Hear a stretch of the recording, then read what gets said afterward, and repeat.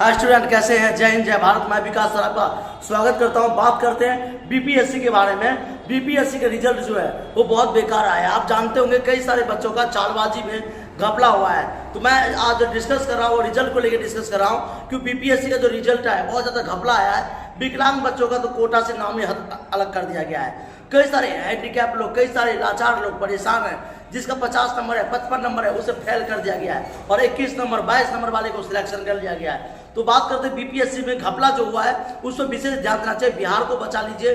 जितने भी छात्र हैं बिहार की राजनीति से बिहार को बचाइए।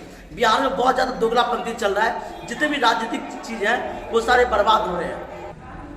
इस तरह से बिहार में बहुत ज़्यादा दोगलापंथी हो रहा है। बिहार की राजनीति इतना गंदा हो गया है कि जो भी व्यक्ति आवाज़ उठाता है उसे दबा दिया जाता है। आप देखे होंगे कई सारे जो पत्रकार थे उसे दबा दिया गया।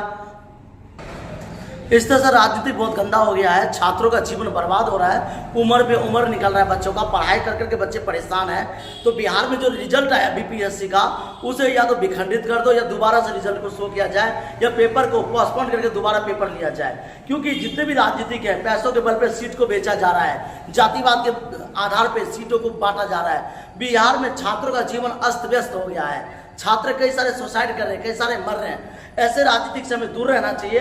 और बिहार सरकार से मैं बार बार कह रहा हूँ कि आप लोग को रिजल्ट उन्हीं को पक्ष में देना चाहिए जो इसके हित के लिए है, जो बच्चों को आवश्यकता है। विकलांग, हैंडीकैप कई सारे बच्चे त्राही मचा रहे हैं। उन विकलांगों को आपने एक भी सीट नहीं दिया है। इस तरह से बिहार के जो बहाली चल रही है बीपीएससी का बहुत गंदा सोच चल रहा है। हम बिहार के बारे में बात करते हैं जिसकी राजधानी पटना है और बिहार का जो राजनीतिक स्तर है वो बद से बदतर होता चला गया है। वही बिहार जो अपने आप में एक आर्यभट्ट, महाकवि, संत कबीरदास, कालिदास, बड़े बड़े अस्तित्व ने बिहार को पहचान दिया है। और आज बिहार जो है वो शिक्षा के बत्तर में नीचे चला जा रहा है। क्यों?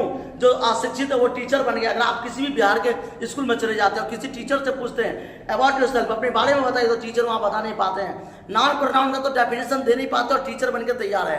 तो मैं बिहार से बार बार कहता हूँ, बिहार के राजनीतिक से बार बार कहता हूँ कि अपने आप में समझिए कि आपका क्वालिफाइड क्या है, आप कितने प्रकार के शिक्षित व्यक्ति हो, किस तरह के हो।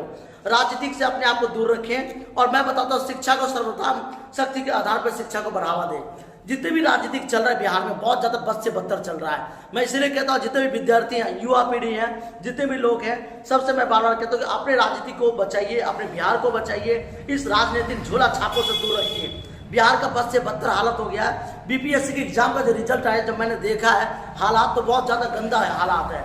तो उन बच्चों को पास कर दिया गया जिसके कोई डिसीजन कह नहीं सकते ये बच्चा पास हो भी सकता है। लेकिन जो बच्चे पढ़ने वाले थे 50 नंबर, 55 नंबर, 57 नंबर, 40 नंबर, उन सब बच्चे को नीचे डाल दिया गया है। सीट के अकॉर्डिंग देखा जाता है हैंडीकैप कोटा का विशेष छूट दिया गया है। लेकिन बिहार की राजनीति इतना गंदा राजनीतिक हो गया है कि बिहार से बीपीएससी का हाल बेकार हो गया है। तो मैं आपसे बार बार कहता हूँ जितने भी युवा पीढ़ी हैं, आप लोग जब तक जागोगे नहीं, जब तक आप स्ट्राइक नहीं करोगे, आंदोलन नहीं करोगे, जब तक आपको अधिकार में राजनीतिक नहीं आएगा। तो आप लोग प्लीज जागरूक होइए, अपने आप को समझिए कि आप सबको क्या है। Thank you. जय हिंद, जय भारत।